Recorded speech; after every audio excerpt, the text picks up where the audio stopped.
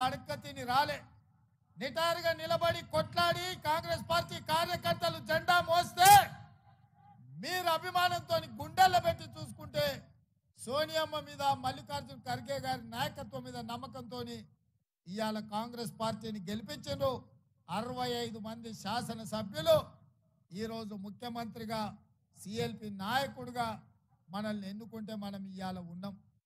ఇవాళ సంపూర్ణమైన మెజార్టీతో మనం అధికారంలోకి వచ్చినాం. కానీ వాడొకడు వీడొకడు మోపయ్యి అట్లెట్లుంటుంది 6 నెలలనే పోతుంది 3 నెలలనే కూలుతుంది అని అంటారు. నేను అడుగుతున్న మిత్రులారా, అంత మొనగాడేవాడా నీ రాష్ట్రంలో ఉండా మన ప్రభుత్వాన్ని పడగొట్టేటోడు? ఒకవేళ మన ప్రభుత్వాన్ని పడగొట్టాలని ఆలోచన చేస్తే ఈ పక్కనే కూతవేటు దూరంలో ఉన్నది ఫామ్ హౌస్. కాంగ్రెస్ పార్టీ కార్యకర్తలు అనుకుంటే ఫామ్ హౌస్ గోడలు కాదు ఇటుక పిల్లలు కూడా మిగలవు బిడ్డ, గోతి తీసి పాతి పెడతారు మా కార్యకర్తలు అనుకుంటే. ఇవాళ మేము మంచోళ్ళం మర్యాదస్తులం కాబట్టి ఇంకా మీరు బజార్లో తిరుగుతుండ్రు, శాసనసభకు వచ్చి ఇవాళ అసెంబ్లీలో మాట్లాడుతున్నారు. ఇవాళ ప్రజాస్వామ్యం మీద గౌరవం విశ్వాసం ఉండి ప్రజలు ఎన్నుకున్న ప్రభుత్వంగా ప్రతిపక్షాలకు కూడా అవకాశం ఇవ్వాలి. ప్రజా సమస్యల మీద చర్చ జరగాలి, తద్వారా సమస్యలు పరిష్కరించాలని జరుగుతున్న శాసనసభ సమావేశాలలో ప్రతిపక్షాలకు కూడా అవకాశం ఇచ్చినాం. 10 ఏళ్లలో ఏనాడైనా ప్రతిపక్షాలకు అవకాశం ఇచ్చిన మాట కనిపించిందా?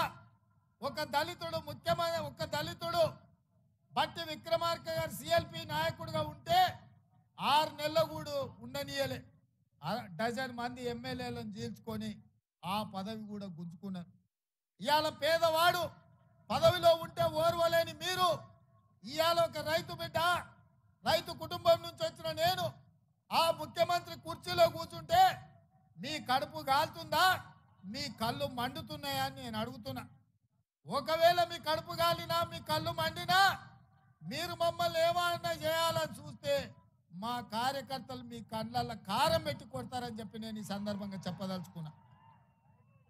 ఇవాళ వాళ్ళు అనుకుంటున్నారు దోచుకున్న సొమ్ముంది, దాచుకున్న సొమ్ముంది, అది ఇచ్చేవారు నన్ను సంతలో పశువులను కొన్నట్టు కొనాలని అనుకుంటున్నారు. ఇవాళ పప్పులేం ఉడకవు. ఎవరన్నా మీతో కలిసినా, ఎవరన్నా మీతో మాట్లాడినా ఈ రాష్ట్రంలో ప్రజలు వాళ్ళను సామాజిక బహిష్కరణ చేస్తారు. అందుకే ఇవాళ మేము వచ్చిన నెల నుంచి ప్రతి సమస్యను అవగాహన చేసుకొని ప్రతి చిక్కుముడిని విప్పించి ఇవాళ తెలంగాణ రాష్ట్రంలో తెలంగాణ ఉద్యమంలో విద్యార్థులది, నిరుద్యోగ యువకులది అత్యంత కీలకమైన పాత్ర.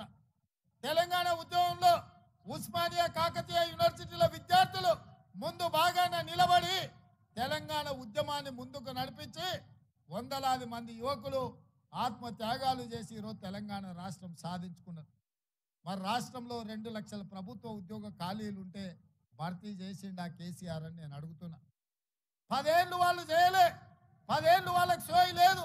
పేదోళ్ళ పిల్లలు అశోక్ నగర్ చౌరస్తాల్లో, దిల్సునగర్ చౌరస్తాల్లో, అమీర్పేట్ చౌరస్తాల్లో, మేడ్చల్ చౌరస్తాల్లో కోచింగ్ సెంటర్ల చుట్టూ తిరుగుతూ ఉద్యోగం లేక, ఉపాధి లేక, ఈరోజు ఊరికి పోలేక, తల్లిదండ్రులకు మొహం చూపించుకోలేక అవమానంతో ఆత్మహత్యలు చేసుకునే పరిస్థితి ఆనాటి ప్రభుత్వం కల్పించింది. అందుకే మనం అధికారంలోకి వచ్చిన వెంబడే